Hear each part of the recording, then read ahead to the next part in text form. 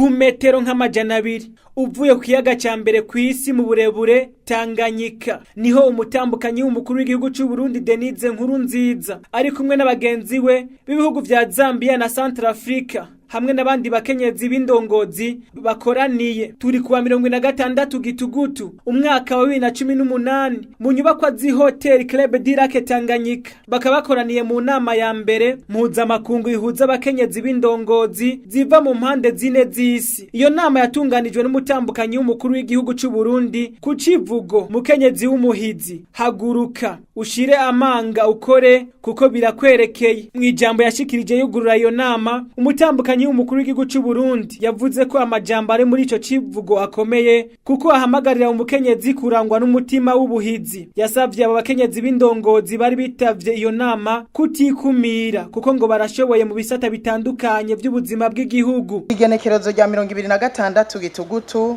umwaka wa 2018 rizoba ntibagiranwa mu mateka y'igihugu cacu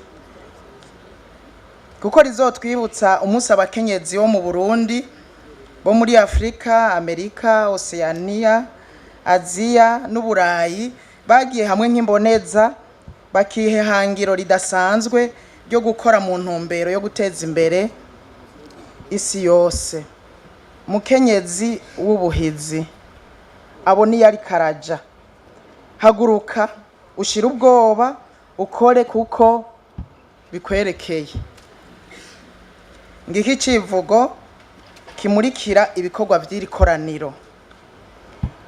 Aya majambo ari muri kino civugo arakomeye kuko atwibutsa ko kuba umukenyezi gusa bidakwiye, ko dutegerezwa nyabuna kurangwa n'umutima w'ubuhizi. Ibigoye imiryango yacu, imibano yacu n'ibihugu byacu ni byinshi, kandi kugira ngo tubitunganye abakenyezi bategerezwa guhaguruka nk'uko Esther yahagurutse mu gihe ciwe agakiza ubwoko bw'iwabo.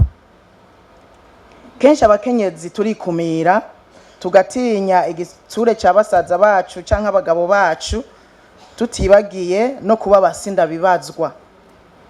Ariko umukenyezi aciye ubwenge aragira uruhara mu ngingo zose zifatwa mu muryango, mu kibano no mu gihugu, kandi adashize isoni canke ngo atere kubiri n'imico iranga igihugu ciwe. Ayiwacu mu Burundi ntibikiragashesheshwa rumuri ko umukenyezi ashoboye.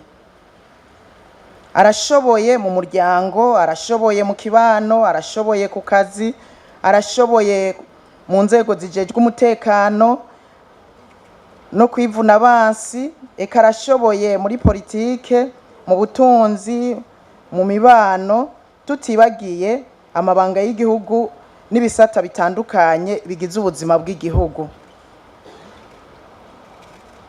Turateye akamo rero abakenyezi na cyane cyane twebwe imboneza n'indongozi, ntihagire n'umwe asubira kwikumira.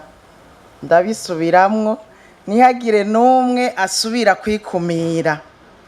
Umwe wese nakoreshe ubwenge n'impano yahawe n'Imana mu gutunganya neza imibano n'igihugu abamwo.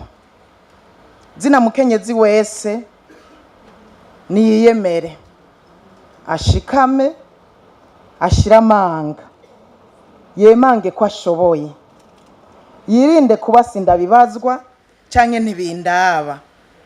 Azirikane ko ahamagariwe gutera agacumu k'ubumwe mu iterambere ry'isi yose.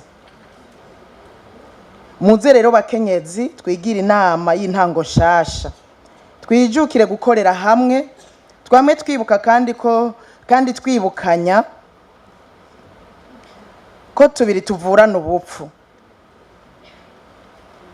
Ikindi twova aha twiyemeje ni ukubona kure. Amaso yacu niyaraba abana bacu abona abuzukuru, aca abona abuzukuruza kubandanya. Tugira ivyiyumviro binini, tugira ivyiyumviro bishika kure, niho tuzoshobora gutunganya n'imigambi yisununuye. umutambukanyi w'umukuru w'igihugu cy'u Burundi mu nyigisho yatanze inyuma y'umutaga wo ku munsi wa mbere w'iyo nama mpuzamakungu y'abakenyezi b'indongozi, akaba yasabye abakenyezi kwirinda ubwoba n'isoni kuko kenshi biba intambamye ku mukenyezi bikamubuza gukora ivyo muteza imbere. Iyo nama rero mpuzamakungu ya mbere yahuje abakenyezi b'indongozi bavuye mu mpande zitandukanye z'isi, ikaba yari yatewe iteka n'abatambukanyi b'abakuru b'ibihugu vya Zambia na Centrafrique.